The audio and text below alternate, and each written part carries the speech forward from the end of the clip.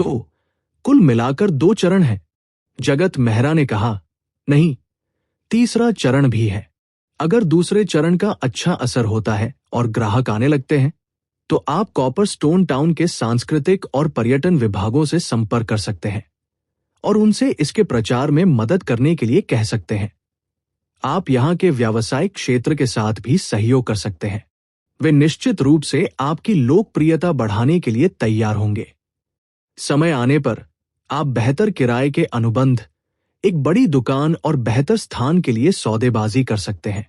मेघनाथ अपनी पत्नी के साथ हंसे बिना नहीं रह सके। मैंने तो अभी से अपने रेस्टोरेंट के बाहर लोगों की लंबी कतार की कल्पना करना शुरू कर दिया है। मेघनाथ की पत्नी ने भी सिर हिलाकर कहा, मुझे भी लगता है कि भाई जगत का विचार बहुत अच्छा है। सफलता की संभावना बहुत अधिक है। तब मेघनाथ ने जगत मेहरा से कहा, मेरे रेस्तरां का पुनरुद्धार हो पाएगा या नहीं, यह आपके विचार पर निर्भर करता है। अगर यह सफल होता है तो मैं आपको रेस्तरां के 30% शेयर दे दूंगा। बेशक, अगर यह काम नहीं करता है तो कोई बात नहीं। वैसे भी मैं कारोबार बंद करने की योजना बना रहा था। सचमुच, अगर जगत मेहरा की 3 चरणों वाली योजना से उसके रेस्तरां का कारोबार फिर से फलने फूलने लगा, तो इसमें जगत मेहरा का योगदान बहुत बड़ा होगा। लगभग सारी योजना उसी ने बनाई थी।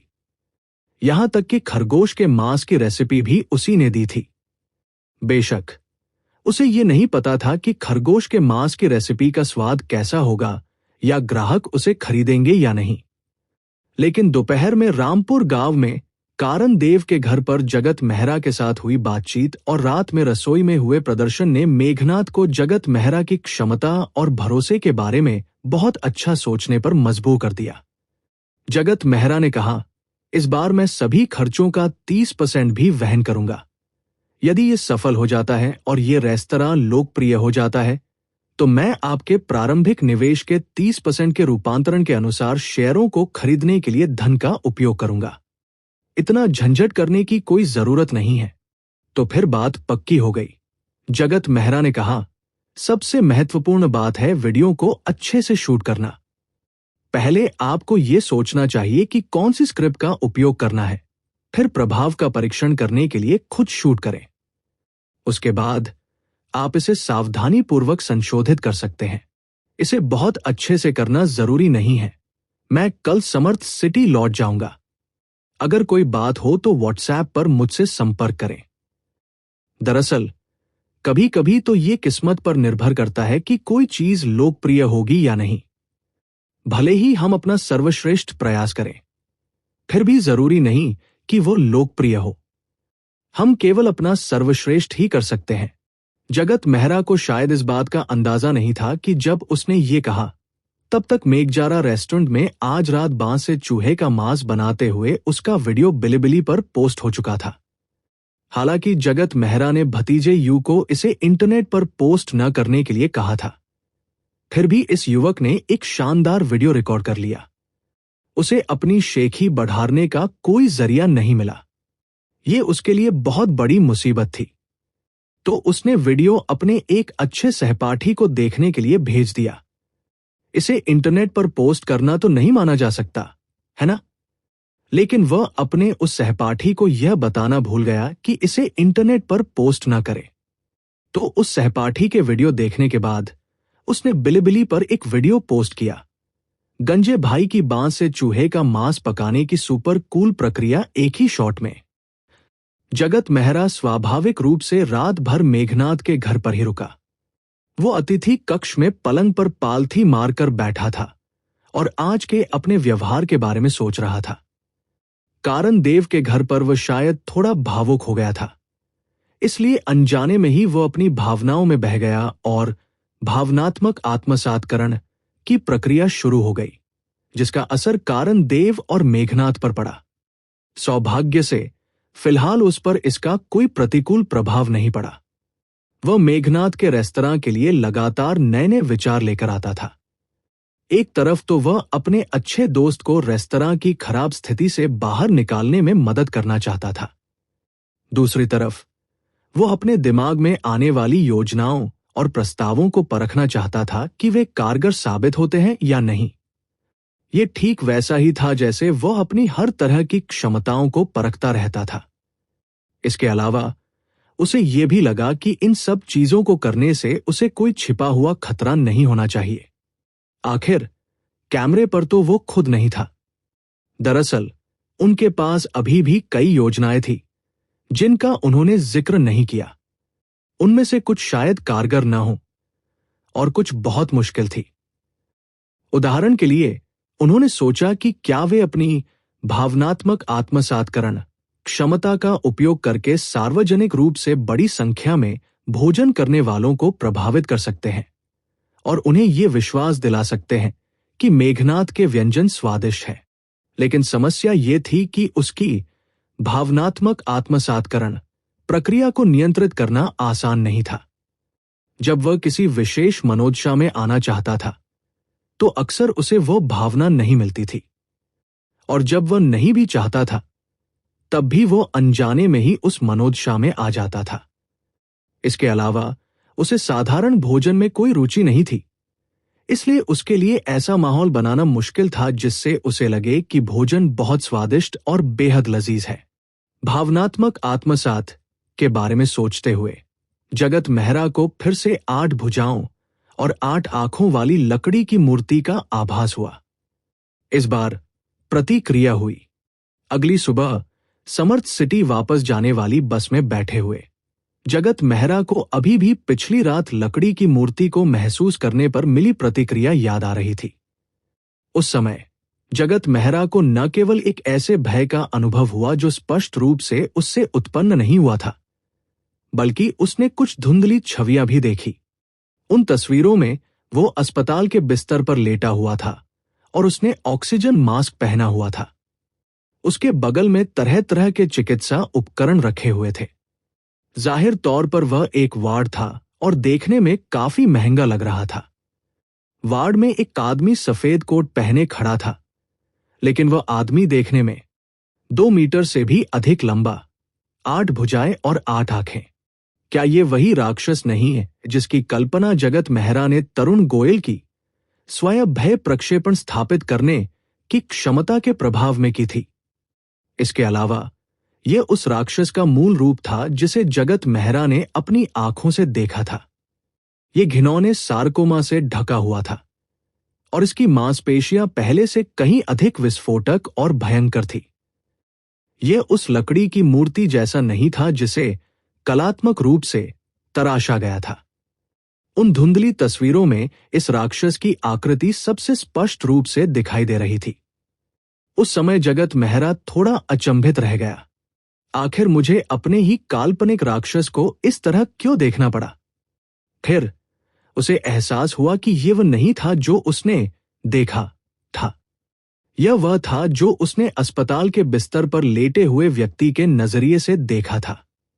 उसके मन में जो भय और घबराहट थी वह सफेद कोट पहने 8 भुजाओं वाले राक्षस के कारण नहीं, बल्कि रोगी की अपनी स्थिति के बारे में चिंता के कारण प्रतीत हो रही थी।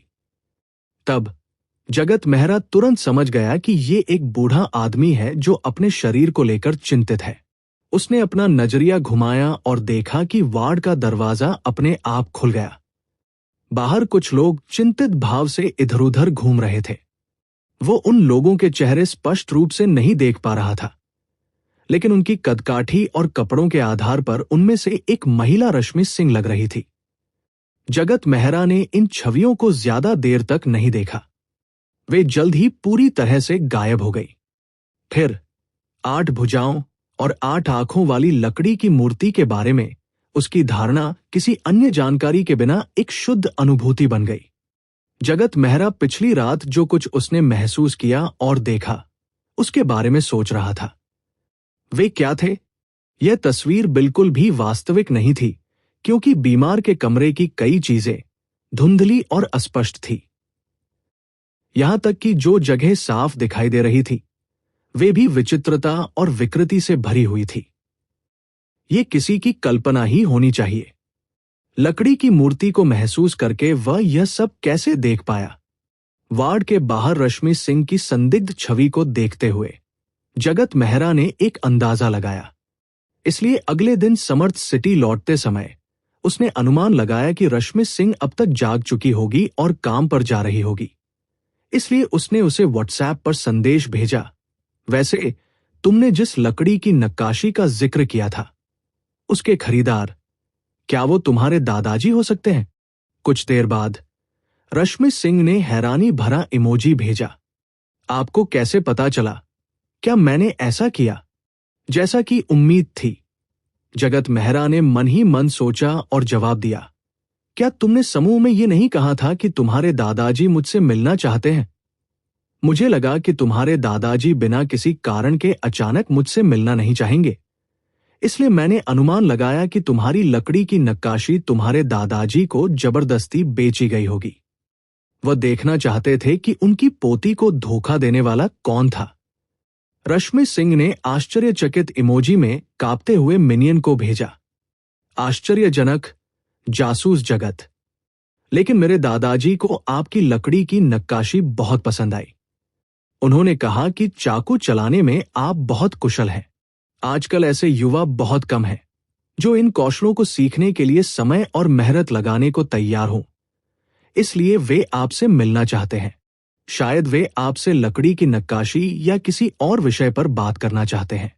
जगत मेहरा ने रश्मि सिंह की बातों से अंदाजा लगाया कि उसके दादाजी का स्वास्थ्य खराब नहीं था और उन्हें लंबे समय तक अस्पताल में भर्ती रहने की जरूरत नहीं थी। और उसकी आवाज से भी ऐसा नहीं लग रहा था कि उन्हें कल रात अचानक अस्पताल में भर्ती कराया गया हो। तो कल रात उसने जो दृश्य देखे वे महज उसके दादाजी की कल्पना थे, या फिर वो उसके दादा नहीं थे? नहीं, अगर वार्ड के बाहर दिख रही आकृति रश्मि सिंह थी तो वह संभवतः उसके दादा थे। क्या ये एक सपना हो सकता है? 8 भुजाओं और 8 आंखों वाले उस राक्षस में बदलने से जगत मेहरा को डर था। फिर कल रात लकड़ी की नक्काशी को महसूस करते हुए उसने जो दृश्य देखा, शायद वही था जिससे रश्मि सिंह के दादाजी को डर था कि वह बन जाएगा। जी हां, बूढ़े लोगों को सबसे ज्यादा किस बात का डर था? क्या ये बीमारी और मृत्यु नहीं थी? वो वार्ड उनके लिए भय का स्थान था। अपने कुछ अनुमानों की पुष्टि करने के लिए जगत मेहरा ने व्हाट्सएप पर जवाब दिया, जरूर, मैं आपके दादाजी की टिप्पणियां और सुझाव भी सुनना चाहूंगा। नक्काशी और सुलेख के मामले में बुजुर्गों के पास हम युवाओं की तुलना में कहीं अधिक ज्ञान होता है। रश्मि सिंह ने तुरंत जवाब दिया, ठीक है, तो मैं आपके वापस आने का इंतजार करूंगी और अपॉइंटमेंट ले लूंगी। वैसे क्या आपने झितोंग शहर में लाओ शिया को देखा है? अभी नहीं। उसने मुझे व्हाट्सएप पर मैसेज भेजा था जिसमें उसने मुझे उसे खाना खिलाने के लिए कहा था। मैंने अभी तक उसे जवाब नहीं दिया है। मैं सोच रहा हूं कि अगर मैं चुपके से आऊं और बिना उसे देखे चला जाऊं तो क्या वो नाराज होगी? जगत मेहरा ने मुंह ढककर चुपके से हंसने वाला इमोजी भेजा। बेशक, वो असल में ऐसा नहीं करेगा। लाओ शिया का गुस्से वाला चेहरा, सच कहूं तो मुझे इसकी बहुत उत्सुकता है। आप भी इसे क्यों नहीं आजमाते? रश्मि सिंह ने जवाब दिया। वे लगभग 11 बजे तक व्हाट्सएप पर बातें करते रहे। जगत मेहरा ने झितोंग शहर वापस जाने के लिए बस पकड़ी। वो तुरंत घर नहीं गया। इसके बजाय वो कुछ मांस, सब्जियां और मसाले खरीदने के लिए सुपरमार्केट गया। वह दोपहर में अपने माता पिता के लिए खाना बनाने घर जा रहा था। हालांकि पिछली रात जल्दबाजी में बनाया गया खाना उतना अच्छा नहीं बना, लेकिन कम से कम इससे उसे अपने माता पिता के स्वाद का कुछ अंदाजा तो हो गया। उसने यहां आते समय ही रेसिपी की योजना बना ली थी। दरअसल उसे पिछली रात के खाने के बाद ही योजना बना लेनी चाहिए थी।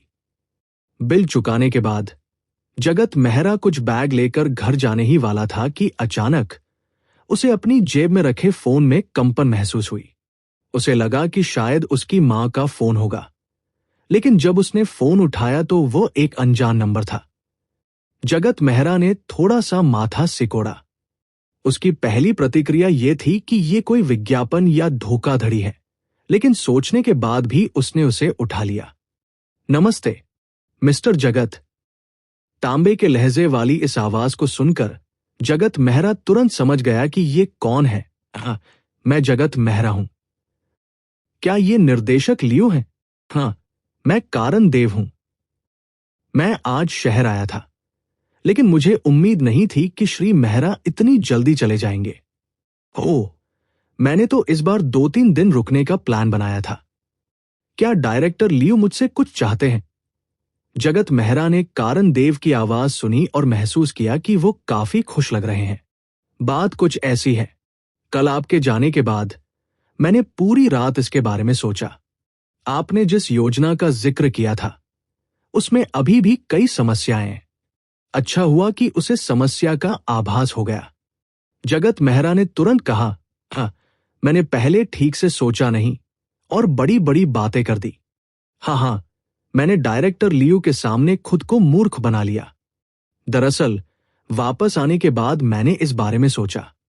वो फार्म वाकई बहुत अच्छा नहीं है। हालांकि उनके बोलने से पहले ही निर्देशक लियो ने कहा, श्री मेहरा, मैंने कल रात इस बारे में सोचने के बाद एक अपरिपक्व सुझाव दिया है। आप क्या सोचते हैं? मैंने अभी अभी आ मैंग से बात की है और मुझे पता है कि आपके पास पैसों की कमी है, लेकिन कोई बात नहीं, मैं आपके प्रोजेक्ट में निवेश करने को तैयार हूं। हालांकि मैं अमीर नहीं हूं, लेकिन मैं एकतानगर के कई बेहतरीन उद्यमियों को जानता हूं और उद्यनगर शहर में भी मेरे कुछ संपर्क हैं।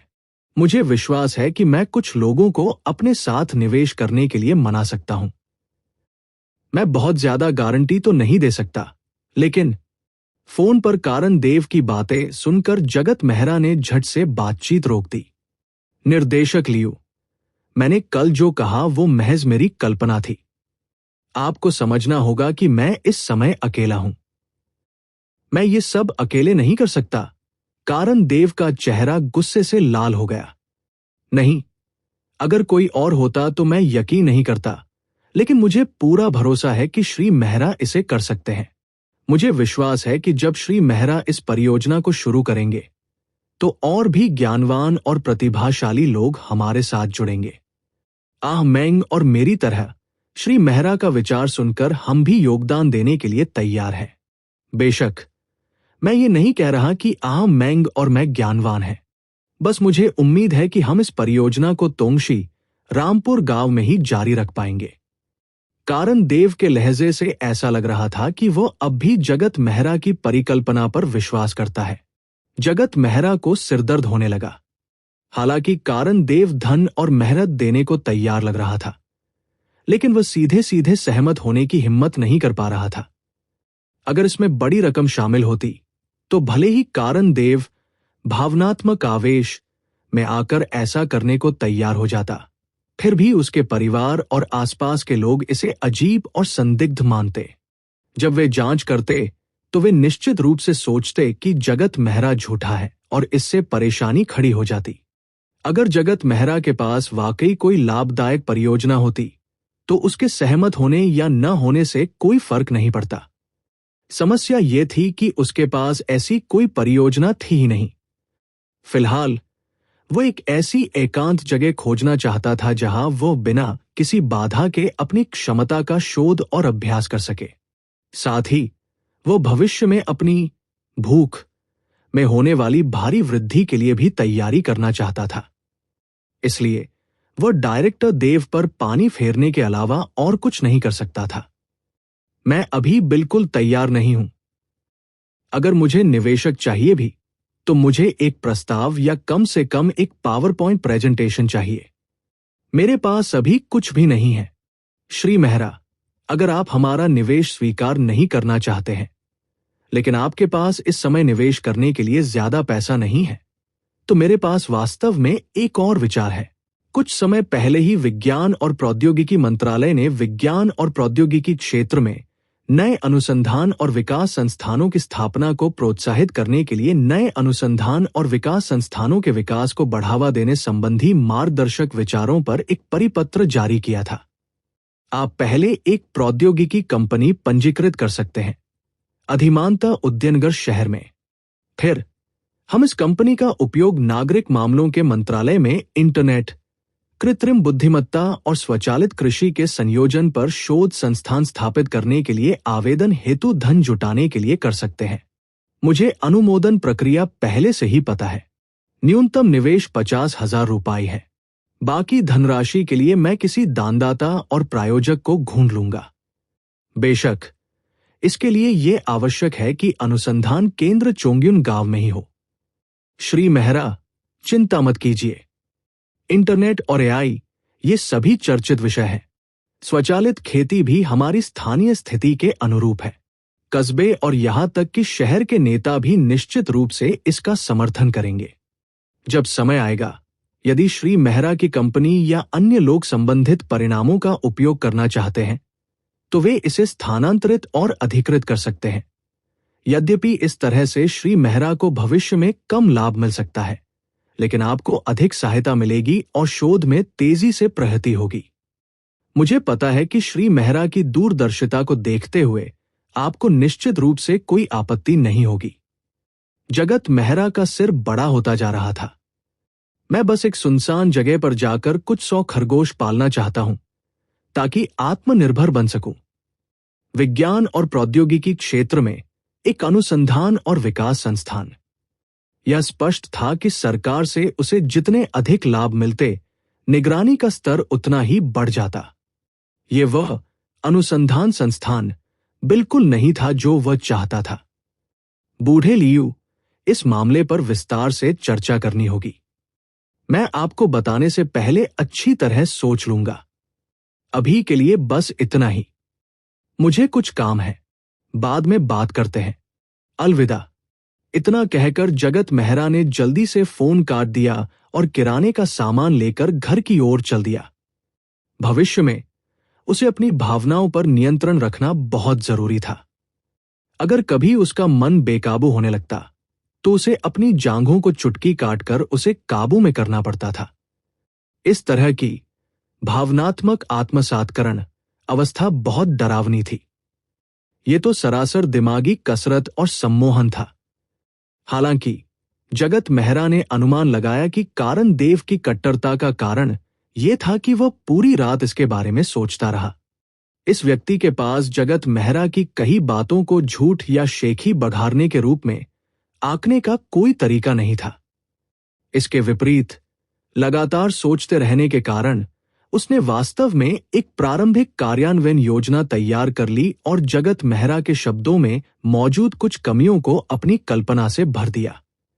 अन्यथा मेघनाथ, जो जगत मेहरा की भावनात्मक आत्मसात अवस्था से भी प्रभावित थी, ने कल रात और आज सुबह कोई असामान्यता क्यों नहीं दिखाई और उस मामले का फिर से उल्लेख क्यों नहीं किया।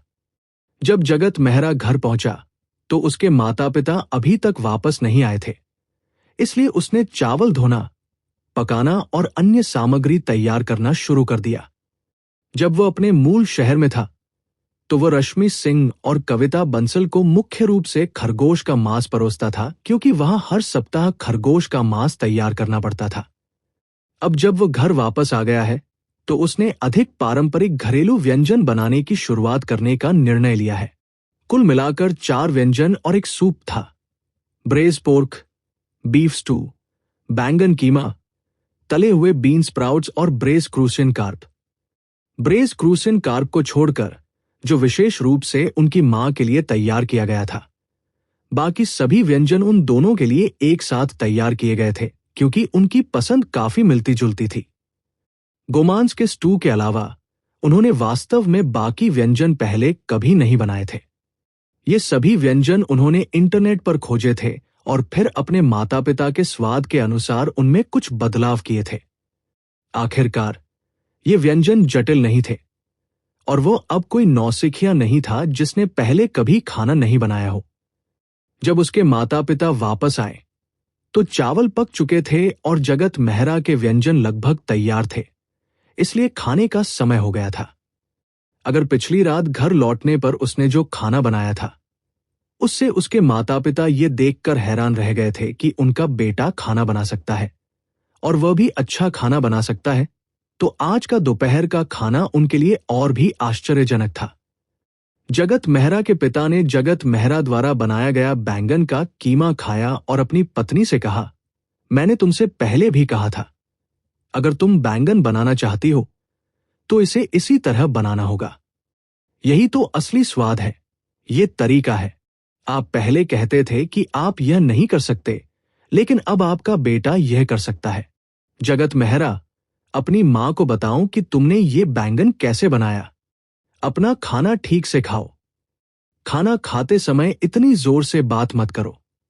खाना थूकने से सावधान रहो, नहीं तो दूसरे लोग कैसे खा पाएंगे। जगत मेहरा की मां ने गुस्से से कहा।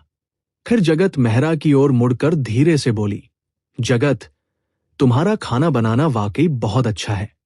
खासकर इस पकी हुई मछली का स्वाद तो लाजवाब है। तुम्हें मेरी प्रतिभा विरासत में मिली है। याद रखना, भविष्य में जब भी तुम लड़कियों से चैट करो तो उन्हें अपने खाना पकाने के बारे में बताना और उनसे खाना पकाने के तरीके पर चर्चा करना। लड़कियों को ये बहुत पसंद आएगा।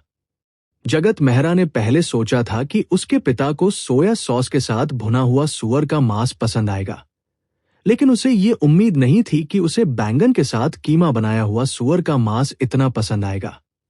उसने अपने पिता को खाने की मेज पर इतनी जोर से बोलते हुए शायद ही कभी देखा था। यह स्पष्ट था कि वे स्वाद से बहुत संतुष्ट थे।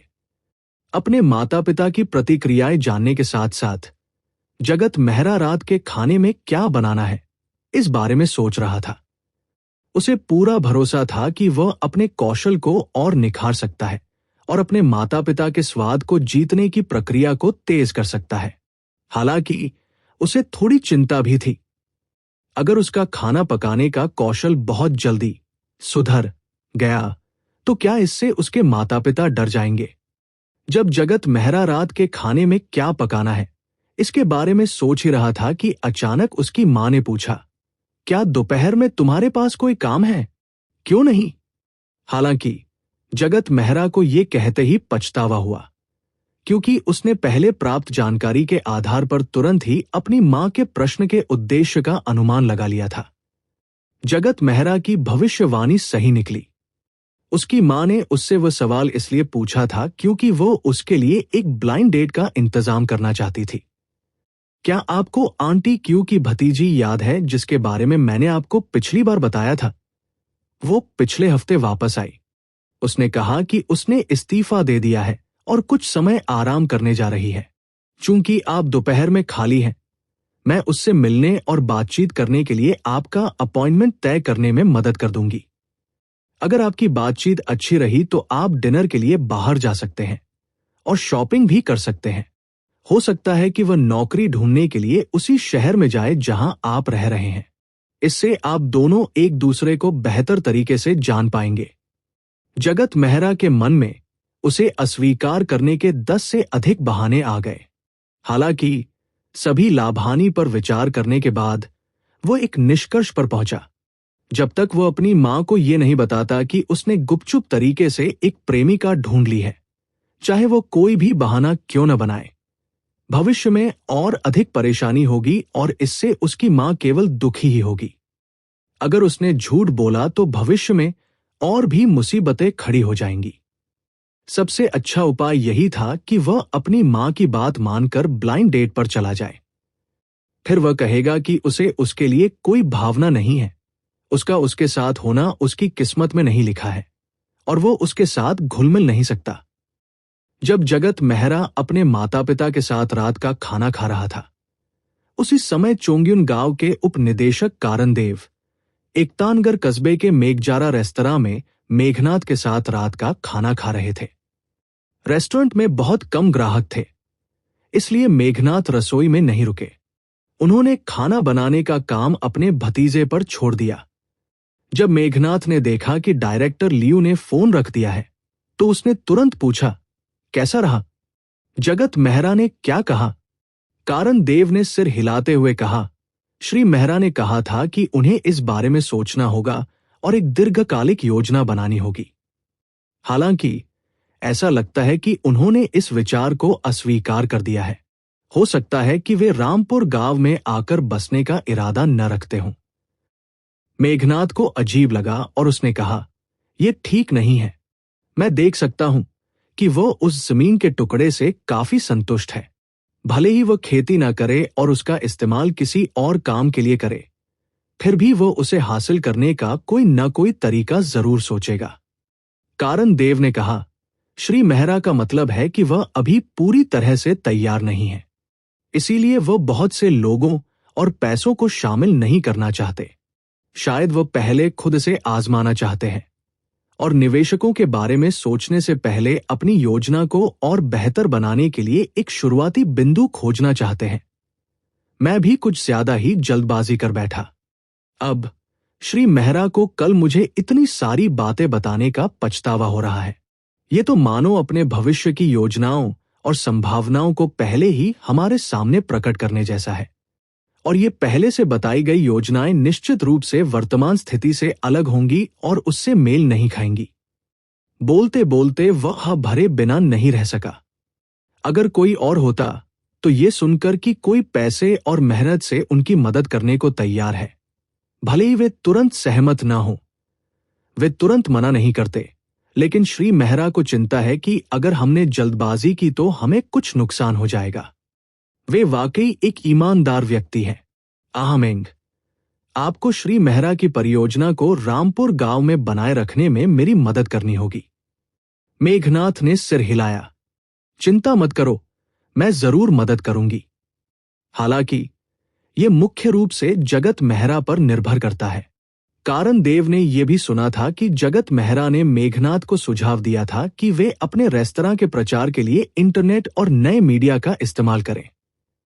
वो खरगोश के मांस में विशेषज्ञता हासिल करना चाहता था, इसलिए उसने उनसे कहा कि अगर उन्हें कोई वित्तीय या अन्य समस्या हो तो वे उससे संपर्क कर सकते हैं। एकतानगर कस्बे में कारण देव के अभी भी कुछ संपर्क थे। मैं सिर्फ आपके रेस्टोरेंट की मदद नहीं कर रहा हूं। अगर श्री मेहरा और आपके रेस्टोरेंट का विचार सफल होता है तो न केवल आपके रेस्टोरेंट का कारोबार बढ़ेगा, बल्कि इससे पूरी व्यावसायिक सड़क में नई जान आ सकती है। इससे एकतानगर कस्बे में खरगोश के मांस के व्यंजनों का चलन शुरू होगा। यहां और भी बढ़िया रेस्टोरेंट खुलेंगे। फिर खरगोश पालन का व्यवसाय भी बढ़ेगा, पर्यटन को भी बढ़ावा मिलेगा, अन्य संबंधित उद्योग भी विकसित होंगे। हमारा देश हमेशा से औद्योगिक उन्नयन और तृतीयक उद्योग के विकास पर जोर देता रहा है। यदि आपका प्रयोग सफल होता है तो ये एक अच्छा उदाहरण होगा। मेघनाथ थोड़ा असमंजस में था। वो और जगत मेहरा तो सिर्फ अपने रेस्टोरेंट के प्रचार के लिए खाना पकाने का वीडियो इस्तेमाल करना चाहते थे। बात इतनी बढ़ कैसे गई कि उन्होंने अपना कारोबार ही अपग्रेड कर लिया। हालांकि उसने कल रात जगत मेहरा द्वारा बताए गए तीसरे चरण के बारे में सोचा। कारण देव ने अभी जो कहा उसे मिलाकर उसने कुछ निष्कर्ष निकाला। यदि उनके इस प्रयास में कोई छिपा हुआ खतरा न हो तो वे इस अवसर का उपयोग एकतानगर कस्बे के व्यंजनों, प्राकृतिक सौंदर्य और संस्कृति को बढ़ावा देने के लिए कर सकते हैं। तब कस्बे और यहां तक कि शहर को भी यह देखकर निश्चित रूप से खुशी होगी। वे आग में घी भी डाल सकते हैं। हालांकि वे प्रत्यक्ष सहायता प्रदान नहीं कर सकते, लेकिन सही समय पर कुछ अनुकूल नीतियां या आधिकारिक गतिविधियां शुरू कर सकते हैं। दोपहर के भोजन के बाद कारण देव यू लॉन्ग रेस्टोरेंट से चले गए। हालांकि उन्होंने आज जगत मेहरा से संपर्क किया था और उनके लगभग सभी सुझाव खारिज कर दिए गए थे, फिर भी वे निराश नहीं हुए। कल दोपहर जगत मेहरा की भविष्यवाणी सुनने और पूरी रात उस पर विचार करने के बाद उसे लगा कि ये मामला बहुत आशाजनक है। अगर ये सफल रहा तो वो निश्चित रूप से रामपुर गांव और यहां तक कि एकतानगर कस्बे का नायक बन जाएगा। उन्हें ऐसा महसूस हुआ जैसे उनका पूरा शरीर ऊर्जा से भर गया हो। उन्हें लगा जैसे वे 20 साल छोटे हो गए हों। ऐसा लगा मानो वे 17 साल की उस उम्र में लौट आए हों जब वे अपने पिता के साथ गांव छोड़कर आए थे। यू लॉन्ग रेस्टोरेंट में लियांग मेघजारा कैशियर काउंटर पर इंतजार कर रही थी, लेकिन वह पास ही में अपने पति और कारण देव की बातचीत छुप कर सुन रही थी। डायरेक्टर लियू के जाने के बाद वो अपने पति के पास गई और उत्सुकता से पूछा, आप लोग जिस कृत्रिम बुद्धिमत्ता वाले खरगोश की बात कर रहे थे, वो क्या था? क्या जगत मेहरा रोबोट खरगोश बनाने जा रहा है? क्या वो ऐसा है जो अपने आप दौड़ और कूद सकता है? पालतू जानवर बनना? मेघनाथ ने सिर हिलाते हुए कहा, बिल्कुल नहीं। ये कृत्रिम बुद्धिमत्ता और इंटरनेट का संयोजन है। सीधे शब्दों में कहें तो ये कृत्रिम बुद्धिमत्ता का उपयोग करके खेती कर रहा है। क्या आप समझते हैं? ओह! लियांग युलोंग के दिमाग में एक विशाल स्टील फार्म की छवि उभर आई। चमकती लाल आंखों वाले रोबोट खरगोशों को खाना खिला रहे थे। उसे समझ तो नहीं आया, लेकिन उसे ये अद्भुत लगा। उसने कहा, तुम्हारा बचपन का दोस्त वाकई कमाल का है। उसे इंटरनेट वीडियो बनाना और कृत्रिम बुद्धिमत्ता का ज्ञान है। क्या तुम्हें लगता है कि वह भविष्य में बॉस मां की तरह $1 खरब की सूचीबद्ध कंपनी का मालिक बनेगा? तुम बहुत ज्यादा सोच रहे हो। अभी तो 8 अक्षर लिखने की बात ही छोड़िए, उसे यह भी नहीं पता था कि स्याही और कागज कहाँ है। अगर निर्देशक लियू ऐसा करना चाहते हैं तो वे जगत मेहरा से संपर्क करें। जरूरत पड़ने पर हम उनकी तरफ से कुछ शब्द कह देंगे। हमारा ध्यान अभी भी वीडियो पर ही होना चाहिए। क्या आपको कोई कस्टमाइज दुकान मिली? जब मेघनाथ भावनात्मक आत्मसात से प्रभावित नहीं हुआ तो उसका दिमाग बिल्कुल साफ था। उसी समय दोपहर का भोजन समाप्त कर चुके बूढ़े श्री नील पास के पार्क में टहलने गए और बिल्ली के साथ खेले। फिर वे घर लौटे और बैठक कक्ष में रखी 8 भुजाओं और 8 आंखों वाली लकड़ी की नक्काशी को देखने लगे।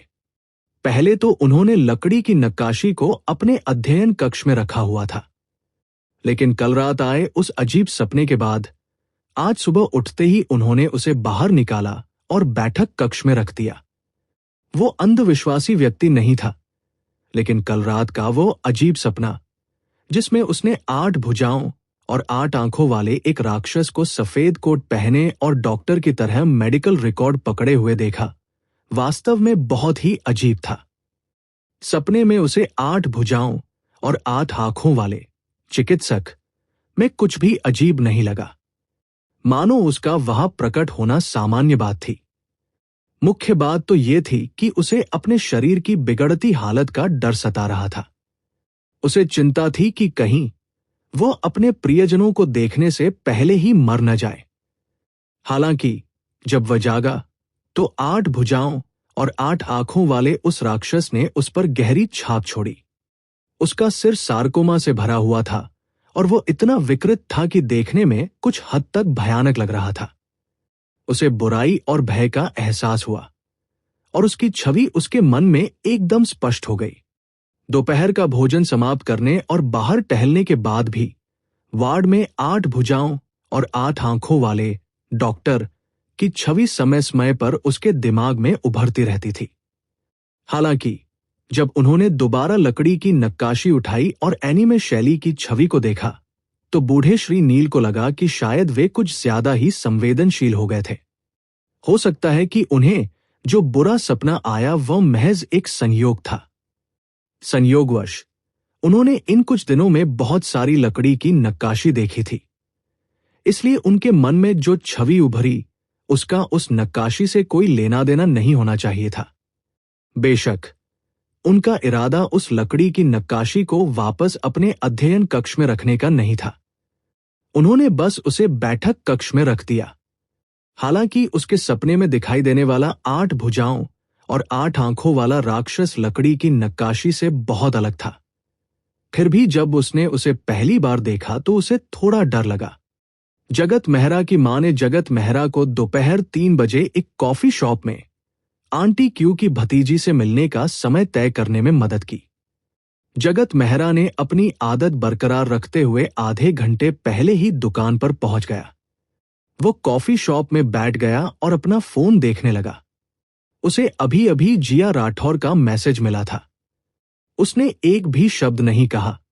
उसने बस एक पांडा का इमोजी दोहराया जो कटोरा पकड़े हुए खाना मांग रहा था, लेकिन इसका अर्थ बिल्कुल स्पष्ट था।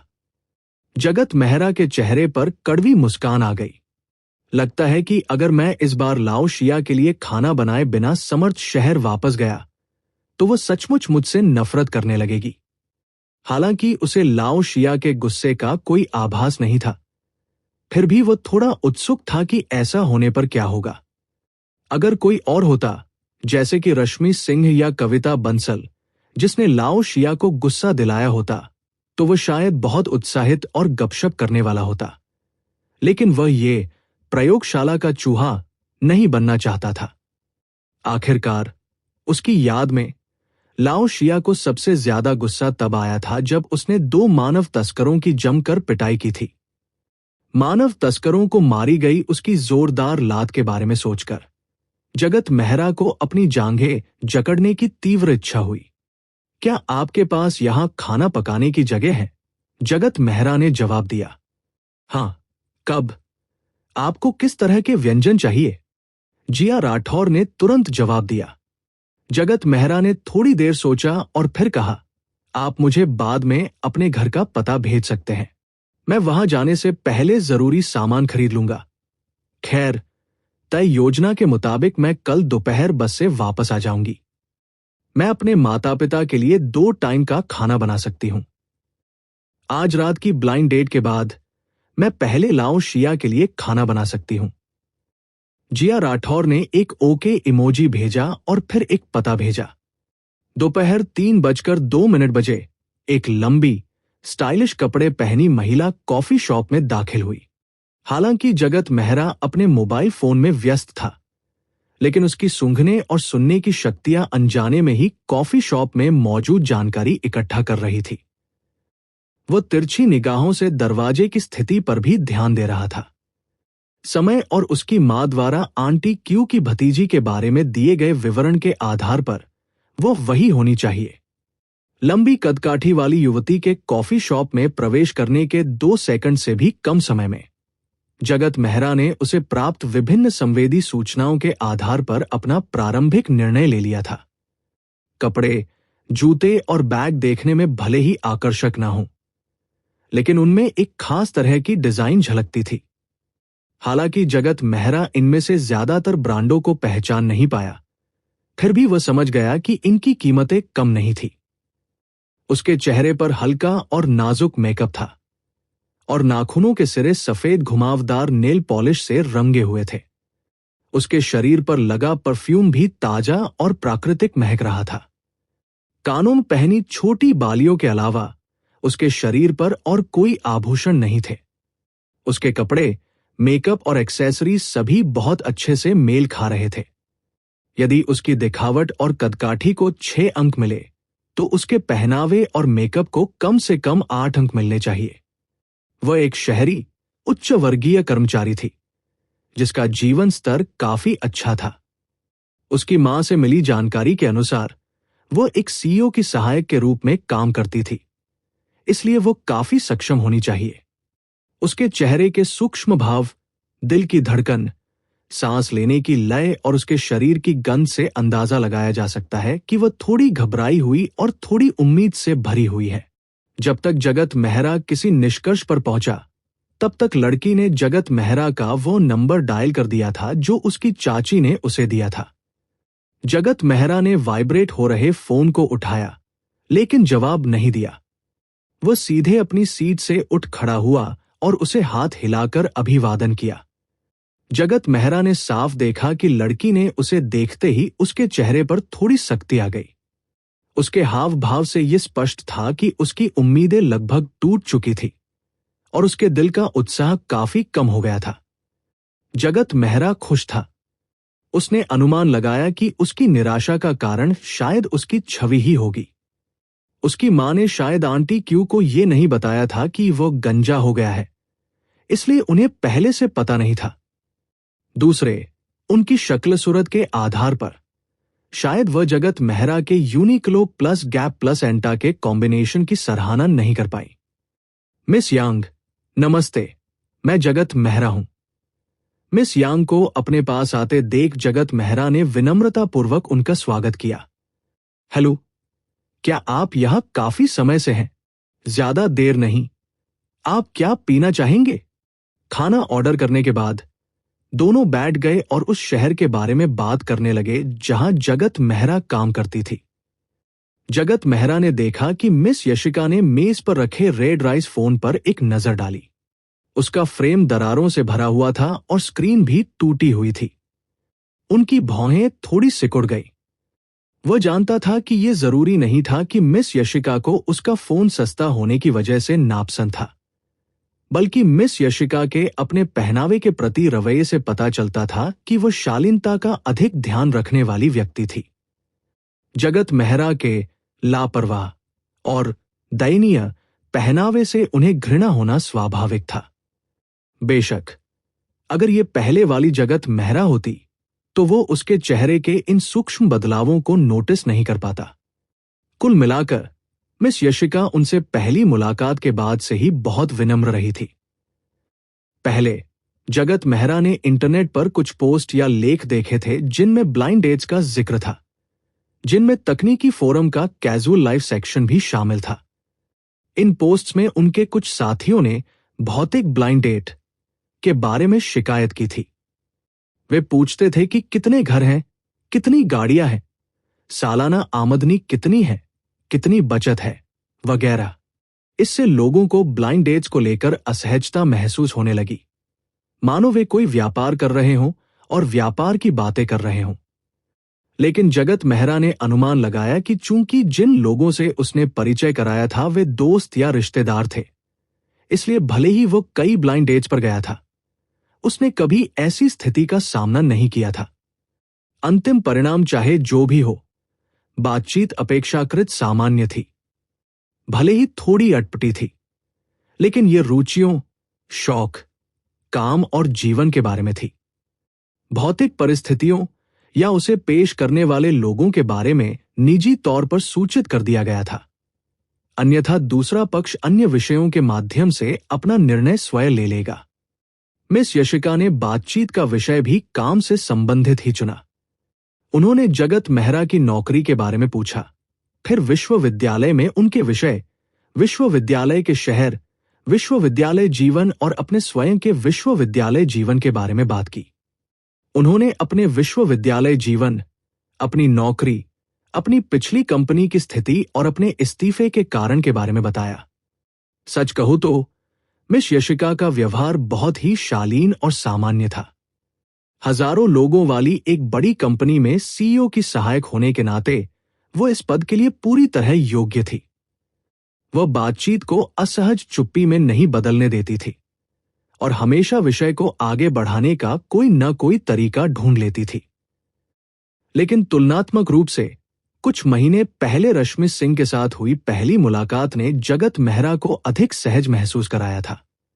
हालांकि उन्होंने इन दोनों अवधियों के बीच कुछ भी विकसित करने की योजना नहीं बनाई थी, लेकिन अनुभव वास्तव में अलग था।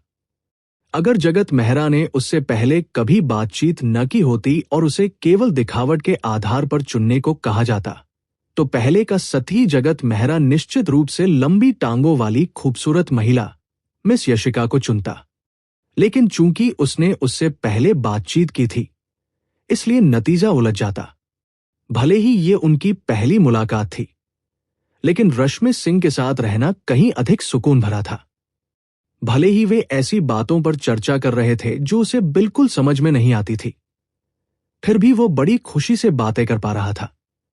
इसके विपरीत मिस यशिका के सामने उसे एक तरह की ऊब महसूस हो रही थी और वह जल्दबाजी में कोई कदम उठाने की हिम्मत नहीं कर पा रहा था।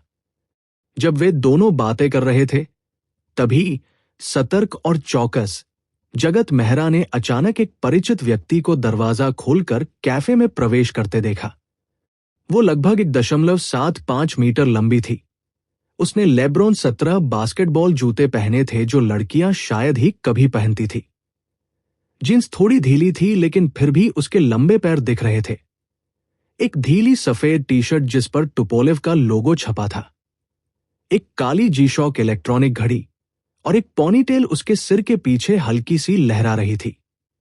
उसके चेहरे की बनावट नाजुक और सुंदर थी और उसके होठों के कोने थोड़े से उठे हुए थे जैसे वो मुस्कुरा रही हो, लेकिन उसके चेहरे पर एक ठंडा और उदासीन भाव था। क्या यह जिया नहीं है? कैफे में दाखिल होते ही जिया राठौर ने अनजाने में चारों ओर देखा और उसकी नजर भी तुरंत जगत मेहरा पर टिक गई। आखिरकार वो बहुत ही ध्यान खींचने वाला व्यक्ति था। जिया के उदासीन और भावहीन चेहरे से जगत मेहरा समझ गया कि उसे देखने की उम्मीद नहीं थी। केवल जिया ही अचंभित भाव प्रदर्शित कर सकी। जगत मेहरा को जिया को पहली बार देखने का पल याद था। ऐसा लगता है कि वह उसे मान कॉफी शॉप में मिली थी। इस लड़की को कॉफी शॉप में जाकर पढ़ना और कुछ काम करना पसंद था, लेकिन वह इस समय कॉफी शॉप में क्यों आई? क्या उसे काम पर जाने की जरूरत नहीं है? क्या ऐसा हो सकता है कि उसने मेरे साथ किराने का सामान खरीदने के लिए पहले से छुट्टी ले ली हो? जब वह अपने दिमाग में तेजी से तरह तरह की जानकारी जुटा रहा था, तभी दरवाजे पर खड़ी जिया ने उसके सामने बैठी मिस यशिका की तरफ देखा। फिर सामान्य ढंग से उसे आंख मारी और बार काउंटर की ओर चल पड़ी। आप लोग पहले बात कर लीजिए, मैं आपसे मिलने नहीं आऊंगा। जगत मेहरा उस इशारे का असली मतलब समझ गया था। मैं इसे क्यों समझ पा रहा हूं? उसकी उस पलक झपकाने में कोई जानबूझकर दिया गया भाव नहीं था। यह मोर्स कोड भी नहीं था। मुझे कोई गलतफहमी तो नहीं हुई, है ना? जगत मेहरा खुद भी थोड़ा हैरान था। जब उसने जिया को देखा, तब भी उसने सीधे उसकी ओर नहीं देखा और उसके चेहरे के भाव में कोई बदलाव नहीं आया। इसलिए मिस यशिका ने कुछ भी असामान्य नहीं देखा। श्री मेहरा, क्या भविष्य में आपके करियर विकास के लिए आपकी कोई विशिष्ट योजना है? मिस यशिका ने अचानक मानव संसाधन विभाग से संबंधित एक प्रश्न पूछा। जगत मेहरा ने कुछ देर सोचा और फिर कहा, दरअसल मैं वापस आकर खरगोश पालने के लिए एक फार्म खोलने की योजना बना रहा हूं। उसने तिरछी निगाहों से जिया पर नजर रखी। कुछ ऑर्डर करने के बाद उसने नंबर प्लेट ली और पास ही में एक मेज पर उनके सामने बैठ गया। मिस यशिका ने पूछा, ओह, क्या आपको खरगोश पसंद है? जगत मेहरा ने तुरंत जवाब दिया, हां, मुझे खरगोश खाना बहुत पसंद है। खरगोश के मांस में प्रोटीन की मात्रा 70% तक होती है, जो अधिकांश मांस से अधिक है। कम वसा और कम कोलेस्ट्रॉल वाले इस मांस का पोषण मूल्य बहुत अधिक होता है। बच्चे इसे अपने मस्तिष्क और सीखने की क्षमता बढ़ाने के लिए खाते हैं। बुजुर्ग लोग इसे अल्जाइमर रोग से बचाव के लिए खाते हैं। महिलाएं इसे अपने सौंदर्य और ऊर्जा को बढ़ाने के लिए खाती हैं। इसके अलावा चारे और मांस का अनुपात बहुत अधिक है। यदि अच्छी तरह से पाला जाए तो 3:01 या यहां तक कि 2.5:1 का अनुपात भी प्राप्त किया जा सकता है। यह सुअर पालने की तुलना में अधिक कुशल है।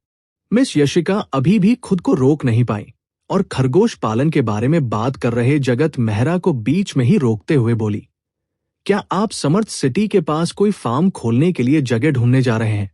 नहीं, नहीं, शहर के पास जगह ढूंढना आसान नहीं है। मुझे नहीं पता आपने एकतानगर कस्बे के बारे में सुना है या नहीं। यह उद्यनगर शहर के उत्तर में है। मैं कल एकतानगर कस्बे गया था और फिर वहां से 20 किलोमीटर से अधिक दूर रामपुर गांव में एक जगह का निरीक्षण करने गया। मेरी योजना वहां एक फार्म खोलने की है। वहां का नजारा सचमुच बहुत सुंदर है और वहां के लोग बहुत मिलनसार और बातूनी हैं।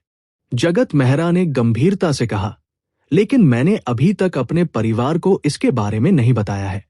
मिस यशिका, आंटी क्यू को मत बताना। चिंता मत करो, मैं किसी को नहीं बताऊंगा। मिस यशिका बातचीत जारी रखने का इरादा नहीं रखती थी। उन्होंने पहले अपनी चाची का परिचय सुना। उनके उनसे संपर्क करने की इच्छा का आधार यह था कि वे एक आईटी उद्योग विशेषज्ञ थे, जिन्होंने 7 वर्षों तक एक प्रमुख शहर में काम किया था। उन्होंने पहले ही एक घर खरीद लिया था और उनके पास अपना करियर, तकनीकी क्षमता और संपर्क थे। लेकिन अब ये व्यक्ति ग्रामीण इलाकों में जाकर पहाड़ी गांव में खरगोश पालने के लिए एक फार्म बनाना चाहता था। उससे दोबारा संपर्क करना समय की बर्बादी होगी।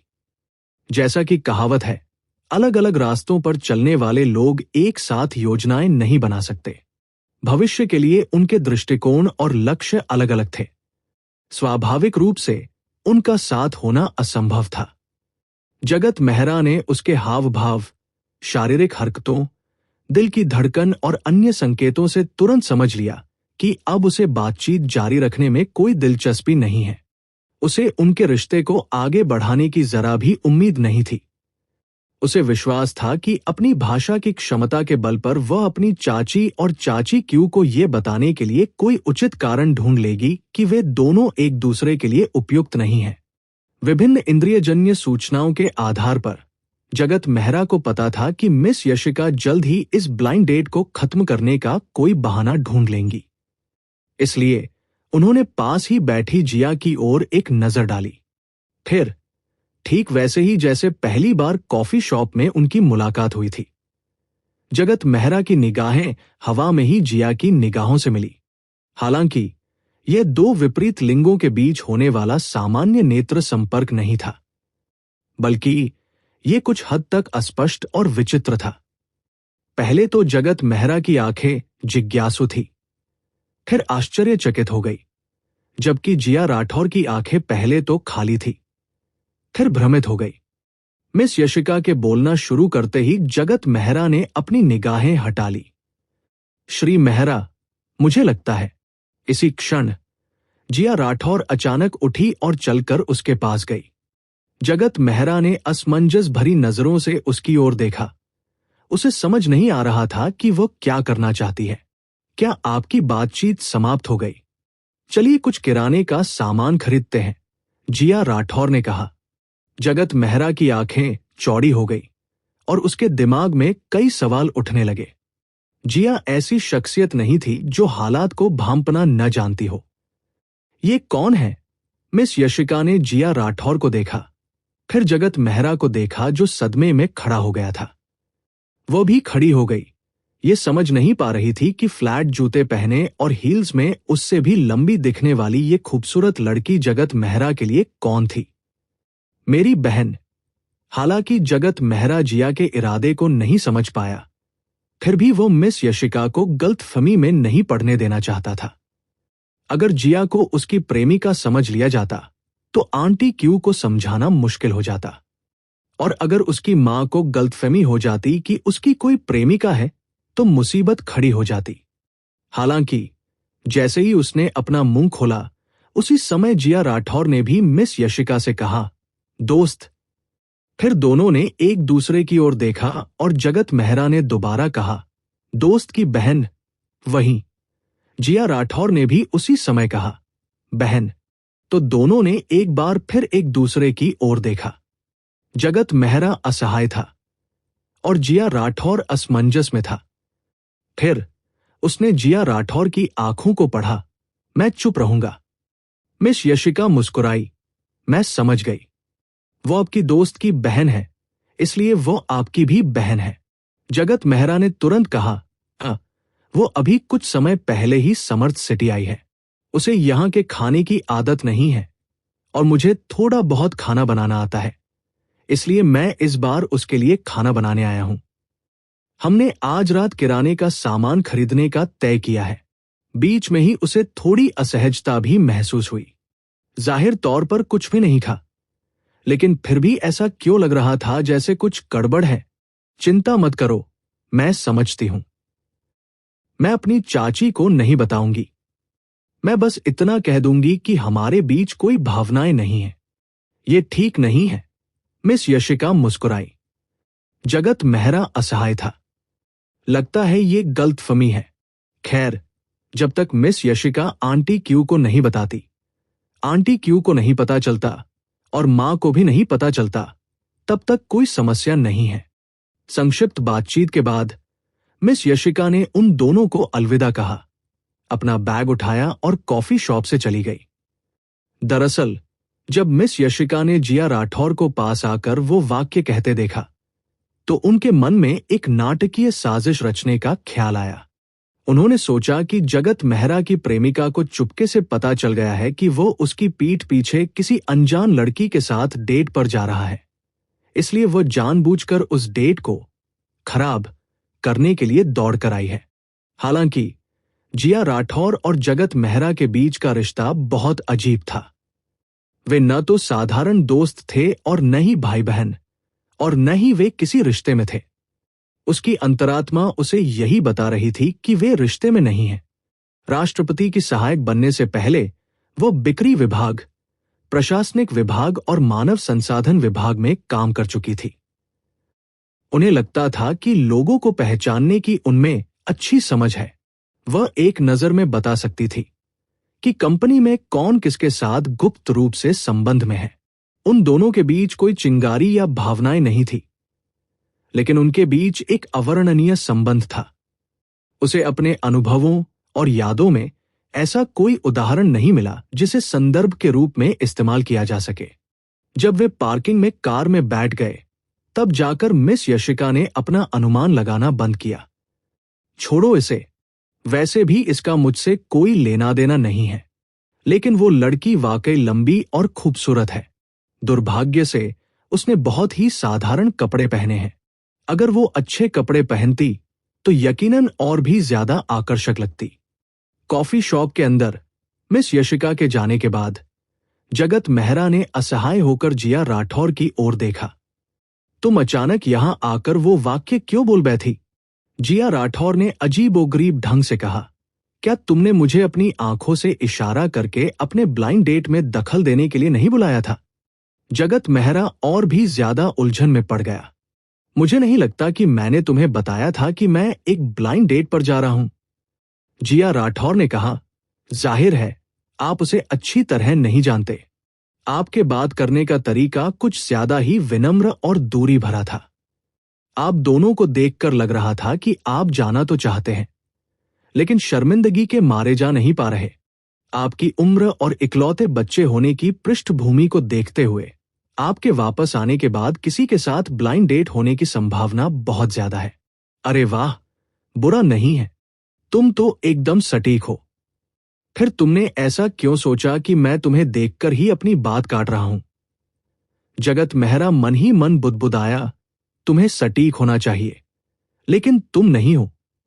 जिया राठौर ने जवाब दिया, जब आप आमतौर पर बैठे होते हैं तो आप अपनी मुद्रा बार बार नहीं बदलते, लेकिन मेरी तरफ देखने से ठीक पहले आपने थोड़े ही समय में 2 बार अपनी मुद्रा बदली। ऐसा लग रहा था कि आप जाने के लिए तैयार हैं। साथ ही आप और वह महिला बातचीत के विषय में ज्यादा दिलचस्पी नहीं दिखा रहे थे। इसलिए जब आपने मेरी तरफ देखा तो शायद आप मुझसे मदद मांग रहे थे और चाहते थे कि मैं आपकी उबाऊ बैठक समाप्त कर दूं। क्या मैंने गलत समझा? जगत मेहरा दंग रह गया। अभी अभी की अपनी स्थिति को याद करते हुए उसने सही अंदाजा लगाया कि मिस यशिका का बातचीत जारी रखने का कोई इरादा नहीं था। जब बातचीत खत्म होने वाली थी तो उसके शरीर ने अनजाने में उठकर जाने की इच्छा जाहिर कर दी। इस लड़की की नजरें वाकई बहुत सटीक थी। साथ ही वो उसकी आदतों को बहुत अच्छी तरह जानती थी, लेकिन उसकी आंखों के भावों को समझने की क्षमता अच्छी नहीं थी। वो मदद मांगने और घूरती निगाहों के बीच अंतर नहीं कर पा रही थी। छोड़ो इसे, अगली बार अकेले कुछ मत करना। चलो किराने का सामान खरीदने चलते हैं। जगत मेहरा ने घड़ी देखी। अभी 4 बजे भी नहीं थे। अभी बहुत समय था। क्या आपको अभी काम पर नहीं होना चाहिए? जगत मेहरा ने पूछा। जिया राठौर का जवाब वैसा ही था जैसा उसने उम्मीद की थी। मैंने छुट्टी मांगी थी। समर्थ सिटी के बारे में जिया राठौर की तुलना में जगत मेहरा को ज्यादा जानकारी थी। उसे आसपास किराने का सामान खरीदने की जगह पता थी, इसलिए वह उसे सीधे बस स्टॉप तक ले गया। क्या तुम्हें नाना पसंद नहीं है? बस में जगत मेहरा के साथ एक ही पंक्ति में बैठी जिया राठौर ने अचानक पूछा। जगत मेहरा उसकी बात समझ गया और बोला, उफ, हम तो बस साधारण दोस्त हैं। क्या आप दोनों की मुलाकात ब्लाइंड डेट पर नहीं हुई थी? तुम उससे नफरत नहीं करते और वो तुमसे नफरत नहीं करती। तुम दोनों साथ में खूब मजे करते हो और तुम दोनों अविवाहित हो। जिया राठौर ने फिर पूछा। हाँ, सही है, लेकिन मैं इसे कैसे कहूं? मैं अभी डेटिंग के लिए उपयुक्त नहीं हूं। जगत मेहरा ने इस बारे में सोचा और सरल शब्दों में समझाया। जिया राठौर ने यह नहीं पूछा कि वह क्यों उपयुक्त नहीं है, बल्कि सिर हिलाकर कहा, मैं समझती हूं। तुम अभी डेटिंग के लिए उपयुक्त नहीं हो, लेकिन अपने दोस्तों और परिवार को कारण बताना सुविधाजनक नहीं है। इसलिए जब वे तुम्हें किसी अनजान व्यक्ति से मिलवाते हैं, तो भले ही तुम न चाहो, लेकिन मना करने का कोई कारण नहीं मिल पाता, इसलिए तुम्हें इसे स्वीकार करना ही पड़ता है। जी हां, मेरा यही मतलब है। बाद में आपको कौन कौन सी सामग्री खरीदनी होगी? जिया राठौर ने अभी अभी पूछे गए सवाल को आगे नहीं बढ़ाया। सबसे पहले जगत मेहरा ने जिया राठौर से पूछा कि वह जहां रहती है वहां रसोई के बर्तन, मसाले और अन्य किन चीजों की कमी है। फिर उसने उन चीजों की एक सूची बनाई जिन्हें खरीदने की जरूरत थी और एक एक करके उसे बताया। इसके बाद अपनी स्मृति में बसे आर्टमार्ट सुपरमार्केट के लेआउट के अनुसार उसने उसे उसका एक हिस्सा खरीदने के लिए कहा और उसने दूसरा हिस्सा खुद खरीद लिया। तो शुरू में उन दोनों को मिलकर सब कुछ खरीदने में 30 मिनट लगते थे, लेकिन जब वे अलग अलग हो गए तो ये काम 13 मिनट में हो गया। जब दोनों ने कार्ट को धकेलते हुए चेकआउट काउंटर के सामने इकट्ठा हुए तो वे खरीदारी के काम को पूरा करने में एक दूसरे की उच्च दक्षता से संतुष्ट थे। जिया राठौर ने समर्थ सिटी में अस्पताल के पास एक आवासीय क्षेत्र किराए पर लिया। इसमें 2 शयन कक्ष और एक बैठक कक्ष था और बुनियादी फर्नीचर पूरी तरह से उपलब्ध था। दरअसल उसके तीसरे चाचा और तीसरी चाची चाहते थे कि वह घर पर ही रहे, लेकिन जिया राठौर ने इनकार कर दिया। अकेले रहना उसके लिए ज्यादा सुविधाजनक था। जिया राठौर जाहिर तौर पर ऐसी व्यक्ति नहीं थी जो आम तौर पर खुद खाना बनाती हो। यहां की रसोई लगभग अप्रयुक्त थी। हालांकि जब उन्हें पता चला कि जगत मेहरा समर्थ शहर आ रहा है, तो उन्होंने रसोई की सफाई करवा ली थी। जगत मेहरा ने खरीदे हुए रसोई के बर्तनों को व्यवस्थित किया और फिर विभिन्न सामग्रियों को तैयार करना शुरू किया। उसने सूअर के पैरों को साफ किया, छीला और धोया, फिर उन्हें प्रेशर कुकर में डाला, मसाले डाले और पकाना शुरू किया। उसने चिकन को छोटे छोटे टुकड़ों में काटा और उसे मैरिनेट किया। जिया राठौर ने भी उसके आदेशानुसार सब्जियां धोना, चावल धोना और नए खरीदे गए बर्तनों को धोना जैसे सरल काम करने शुरू कर दिए। हालांकि उसे आमतौर पर घर के काम करने के ज्यादा मौके नहीं मिलते थे, लेकिन मेडिकल की छात्रा होने के नाते उसकी व्यावहारिक क्षमता काफी अच्छी थी। जगत मेहरा ने थोड़ा ध्यान देकर उसे मार्गदर्शन दिया, जिससे वह ठीक ठाक काम कर पाई। कम से कम वो रसोई में बाधा नहीं बनेगी और उसे अवरुद्ध नहीं करेगी। बातचीत के बीच में ही उसकी मां का फोन आ गया। व्यस्त जगत मेहरा ने मेज पर रखे फोन पर नजर डाली और फिर जिया की ओर देखा। अच्छा, इस बार मुझसे कोई गलतफहमी नहीं हुई। जिया राठौर ने अपने हाथ पोंछे, फोन उठाया और उसे जगत मेहरा के कान के पास रख दिया। फोन को अपने गाल और कंधे के बीच दबाकर जगत मेहरा काम करते हुए अपनी मां से बात कर रहा था। अब आपको खाना खाने जाना चाहिए, है ना? मैंने लोगों को कहते सुना है कि वांडा ने वहां एक दुकान खोली है। बहुत से युवा वहां खाने जाते हैं। डेटिंग के लिए वो जगह बहुत अच्छी है। आप उस दुकान पर जा सकते हैं। दुकान का नाम है। उसकी मां ने धीमी आवाज में बात की। जाहिर है उसे लगता था कि वह अभी भी मिस यशिका के साथ है। मां, मिस यशिका से मेरा रिश्ता टूट गया है। मैं अभी एक दोस्त के घर पर हूं। मैं बाद में वापस आ जाऊंगी। आपको मेरे लिए खाना बनाने की जरूरत नहीं है। इतनी जल्दी अलग हो गए? आपने उसे डिनर या किसी और मौके पर क्यों नहीं बुलाया? उसकी मां स्पष्ट रूप से संतुष्ट नहीं थी। क्या तुम इतने घबराए हुए हो कि एक खूबसूरत इंसान को देखकर बोल भी नहीं सकते? क्या तुम्हारा प्रदर्शन इतना खराब था कि वह इसे बर्दाश्त नहीं कर सकी और चली गई? मां, क्या आपका बेटा उस तरह का इंसान है जो किसी खूबसूरत महिला को देखकर घबरा जाता है? हमारी अच्छी बातचीत हुई, लेकिन हमारी रुचियां, शौक और भविष्य की योजनाएं शायद एक जैसी नहीं है, इसलिए मुझे नहीं लगता कि कोई संभावना है। मां, चिंता मत करो। ये तो किस्मत है। जो होना है वो होकर रहेगा। मुझे आप पर विश्वास नहीं है।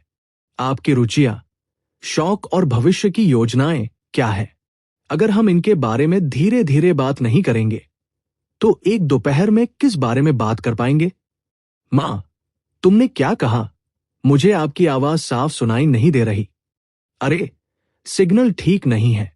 मां, अभी के लिए बस इतना ही। मैं फोन रख रहा हूं। आज रात घर पहुंचने पर बात करेंगे, जगत मेहरा ने कहा और जिया की ओर देखा। जिया समझ गई और उसने फोन लेकर कॉल समाप्त कर दी। खाना बनाते हुए जगत मेहरा ने मजाक में कहा, जब मैं फोन पर बात कर रही थी तो तुम मुझे क्यों घूर रहे थे? मुझे एहसास हुआ कि तुम्हें मुझे देखना अच्छा लगता है। कहीं तुम मुझे मरीज तो नहीं समझ रहे हो? क्या मैंने ऐसा कुछ किया जिससे आपको लगा कि मुझे कोई मनोवैज्ञानिक या मानसिक समस्या है? सामान्य परिस्थितियों में यदि कोई महिला किसी पुरुष को घूरती है तो वह निश्चित रूप से अवचेतन रूप से अनुमान लगा लेगा कि दूसरी महिला उसे पसंद करती है या उसमें रुचि रखती है, जब वह अपनी विभिन्न इंद्रिय क्षमताओं का अभ्यास कर रहा था। चाहे वो कॉफी शॉप में हो, मेट्रो में हो या सड़क पर, उसने प्यार में डूबे जोड़ों को देखा था। वह जानता था कि जब कोई व्यक्ति किसी दूसरे व्यक्ति को पसंद करता है तो शरीर की प्रतिक्रिया, सूक्ष्म भाव भंगिमाएं, गंध, दिल की धड़कन, सांस लेना और अन्य जानकारी कैसी होती है। इसलिए जगत मेहरा को यह बात बिल्कुल स्पष्ट थी कि जिया राठौर की निगाहों में कोई रोमांटिक भावना नहीं थी, बल्कि ये एक अवलोकनशील भाव था, ठीक वैसे ही जैसे वह सोने की चमक, सिक्कों और टिश्यू पेपर को घूरते समय महसूस करता था। जिया राठौर ने कहा, एक तरह से हम सभी मरीज हैं। मुझे सभी मरीजों में दिलचस्पी है, इसलिए मैं सभी का निरीक्षण करता हूं। आप भी कोई अपवाद नहीं है। आखिरकार आप ही तो यहां अकेले हैं। अरे बाप रे, शेरली तो बिगड़ गया है। क्या उसने गोलमोल बातें करना और सवाल का सीधा जवाब न देना सीख लिया है? जगत मेहरा ने जिया राठौर पर एक नजर डाली, जो उसके आदेश पर लहसुन छील रही थी, सब्जियां धो रही थी और मसाले तैयार कर रही थी। वह जानता था कि जिया ने उसे दूसरों की तुलना में कहीं अधिक ध्यान से देखा होगा। बेशक ऐसा इसलिए नहीं था कि जगत मेहरा आत्ममुक्त था, बल्कि इसलिए था क्योंकि जब जिया राठौर उसे देख रही थी तो वह जिया राठौर को भी देख रहा था। हालांकि जिया राठौर से जिन लोगों का वास्ता पड़ा था, उनमें से उसके भावों और सच्चे विचारों को समझना और उनका अनुमान लगाना सबसे कठिन था। फिर भी यह पूरी तरह असंभव नहीं था। उसमें कई छोटी छोटी आदतें और सूक्ष्म शारीरिक परिवर्तन थे जिन पर शायद उसने खुद भी ध्यान नहीं दिया होगा। ताश खेलने के अनुभव से जिया राठौर कुछ हद तक अनुमान लगा सकता था। इसलिए जगत मेहरा को भी पता चल गया था कि जिया राठौर कुछ छिपा रही थी और सच नहीं बोल रही थी। उसे ये बात समझ जानी चाहिए थी कि मेरी मानसिक स्थिति में कुछ गड़बड़ है। ये जगत मेहरा का अनुमान था। क्योंकि वहां केवल 2 लोग थे, इसलिए जगत मेहरा ने केवल 3 व्यंजन और एक सूप बनाया। एक व्यंजन था जिया राठौर का पसंदीदा कुरकुरा सूअर का मांस, जिसे उसने कई बार बनाया था और स्वाद में कई बार बदलाव किए थे। दूसरा था सोया सॉस चिकन, जिसका स्वाद जिया राठौर ने भी चखा था। तीसरा व्यंजन था बैंगन का कीमा, जिसे उसने दोपहर में बनाया था और जिसकी उसके पिता ने बहुत प्रशंसा की थी। आखिरी व्यंजन था टमाटर और अंडे का एक बहुत ही सरल सूप। बेशक हालांकि ऐसा लग रहा था कि 2 लोग खाना खा रहे हैं, वास्तव में शेफ होने के नाते जगत मेहरा को केवल जिया राठौर के स्वाद का ध्यान रखना था, क्योंकि उन्होंने साथ में केवल 2 बार ही भोजन किया था। इसलिए जिया राठौर का स्वाद और पसंद रश्मि सिंह जितनी अच्छी नहीं थी। हालांकि चूंकि 3 में से 2 व्यंजन पहले भी उसके लिए बनाए जा चुके थे, इसलिए उसे स्वाद में होने वाले सूक्ष्म बदलावों की बेहतर समझ थी। उसे अब भी पूरा भरोसा था कि वह जिया राठौर को संतुष्ट कर सकता है या उसे आश्चर्यचकित भी कर सकता है। कुरकुरे सूअर के मांस के टुकड़े का एक निवाला लेते ही जिया राठौर की आंखें सिकुड़ गई। फिर उसके चबाने की गति धीमी हो गई। खाते खाते उसने एक निवाला चावल भी खा लिया। फिर उसने जल्दी से एक टुकड़ा खत्म किया और दूसरे पर टूट पड़ी। जगत मेहरा ने मेज पर रखा पानी उठाया और एक घूंट पिया, जिससे उसे थोड़ी संतुष्टि मिली। वह जानता था कि यह जिया राठौर का आश्चर्यजनक प्रदर्शन था। इसमें कोई संदेह नहीं था कि आंच, मसालों और खाना पकाने की प्रक्रियाओं को ठीक करने के बाद कुरकुरे सूअर के पैर अब जिया राठौर को पहले से कहीं अधिक स्वादिष्ट लग रहे थे। जिया राठौर से खाने के बारे में प्रतिक्रिया लेते हुए जगत मेहरा ने प्रतीकात्मक रूप से कुछ निवाले भी खाए। भोजन करने वालों के स्वाद का लगातार आकलन और संशोधन करके और फिर खाना पकाने में उन सुधारों को शामिल करके उसने भोजन करने वालों की स्वीकृति प्राप्त कर ली। उन्हें अधिक से अधिक खाते हुए और भोजन का अधिक से अधिक आनंद लेते हुए देखकर जगत मेहरा को भी बहुत संतुष्टि मिली। इसके अलावा उसे ऐसा लगा जैसे भोजन करने वाले उसके लिए भोजन का अनुभव कर रहे हों। उनका मानना था कि अगर वे किसी व्यक्ति के स्वाद और पसंद को 90% से अधिक तक लक्षित कर सके तो वो व्यक्ति उनके द्वारा पकाए गए भोजन को जीवन भर नहीं भूलेगा, और अगर वो 95% से अधिक सफलता प्राप्त कर लेता तो उसे विश्वास था कि वह अपने द्वारा पकाए गए भोजन के माध्यम से धीरे धीरे अन्य लोगों के स्वाद को बदल सकता है। उदाहरण के लिए, वो उन लोगों को भी धनिया खिला सकता है जिन्होंने कभी धनिया नहीं खाया हो या उन्हें धनिया पसंद आने लगे, और उन लोगों को भी जो मसालेदार खाना पसंद नहीं करते हों, उन्हें मसालेदार खाना पसंद आने लगे, इत्यादि।